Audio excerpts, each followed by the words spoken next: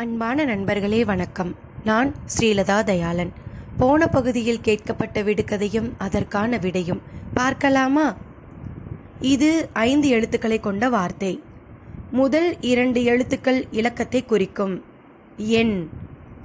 முதல் 3 எழுத்துக்கள் கணக்கிடுவதை சொல்லும். எண்ணி. 4ஆம் எழுத்து முதல் மெய்யெழுத்தை குறிக்கும். இக். கடைசி எழுத்து உடலின் ஒரு முக்கிய உறுப்பை குறிக்கும். கை.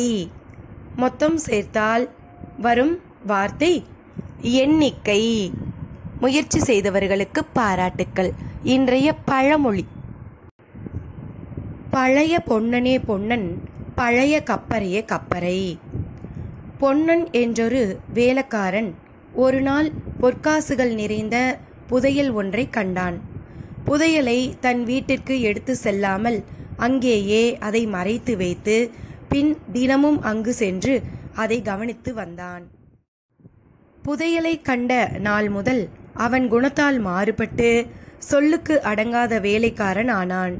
இதை கவனித்த அவன் எஜமான் ஒரு நாள் அவன் அறியாமல் அவனை தொடர்ந்து சென்று புதையலை கண்டுபிடித்து அதை கைப்பற்றினார்.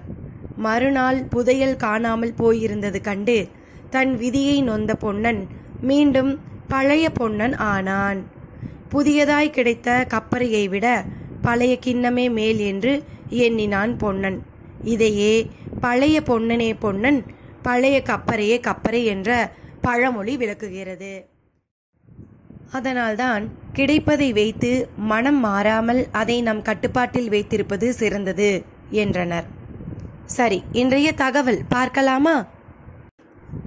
பங்கு பாகம் என்றால் என்ன? அசையும் சொத்து, கையிருப்பு, பணம், நகை, பத்திரம் இவற்றை பங்கு என்கின்றோம். அசையா சொத்து, வீடு, நிலம் போன்றவற்றை பாகம் என்கின்றோம். இன்றைய விடுகதை: 5 எழுத்துக்களை கொண்ட வார்த்தை. முதல் எழுத்தும் 2ஆம் எழுத்தும் சேர்ந்தால் ஒரு நீர்நிலையை குறிக்கும்.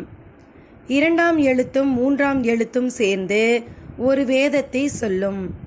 4ஆம் எழுத்தும் 2ஆம் எழுத்தும் எரிந்த பின் கிடைப்பதை சொல்லும். கடைசி 2 எழுத்துக்கள் கடலுக்கு அருகே உள்ள இடத்தை குறிக்கும். நீர்நிலையோடு தொடர்புடைய வார்த்தை அது என்ன? தெரிந்தவர்கள் சொல்லுங்கள். நன்றி நண்பர்களே. விடுகதையின் விடையுடன் அடுத்த பகுதியில் சந்திக்கிறேன்.